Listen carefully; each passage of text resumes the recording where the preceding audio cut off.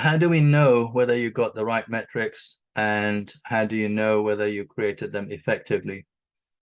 The thing to do is always start with a purpose. What is the purpose? What's the goal? And then test those metrics to say, are these measures telling us how we are achieving that purpose or goal? And if they are not, then you got to say, okay, because we have a tendency of it's becoming easier and easier to measure lots of things. The technology, the tools allow us to have lots of measures. We can create dashboards of all sizes, different measures or instruments in it. And then having that purpose as a decision rule, if you like, to say, is this measurement going to help me understand whether we're achieving the goal better or sooner or not? Then that would be the right thing. So if it does, then that's the one to put in. Then the other one is to make sure that we never have one measure. We need to have balancing set of measures, just in case you game one, there should be something else that gives or tells us that you are gaming it.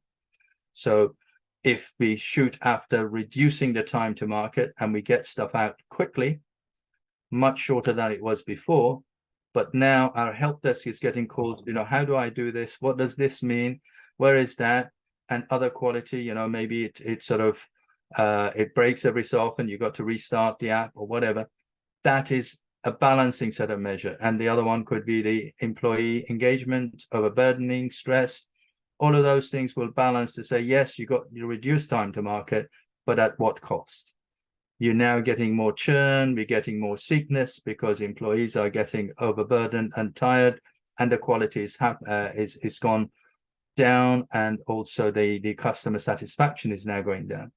So yes, you have measures that tell you that you're achieving the purpose, and then making sure you got a balancing set of measures just in case you game one, the other sets will tell you. The next thing to do with once you got these measures is to sort of go and say, okay, we have measures. Typically, these measures will be lagging measures. In other words, they will tell us what has happened.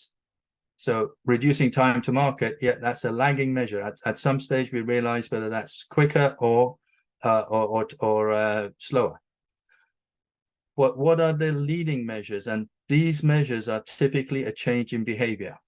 So if I want to reduce the time to market, a good leading measure is the work in progress. How many pieces of work are we trying to do at the same time?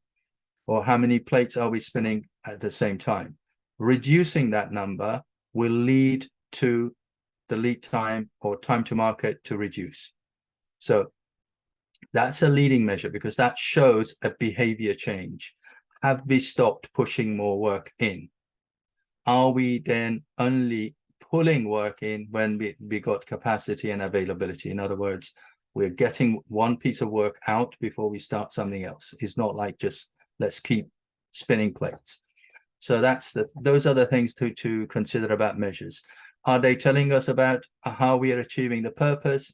Have we defined the leading and lagging measures? And have we got a balancing set of measures just in case we game one, the other one will tell you, or the other measures will tell you that you have.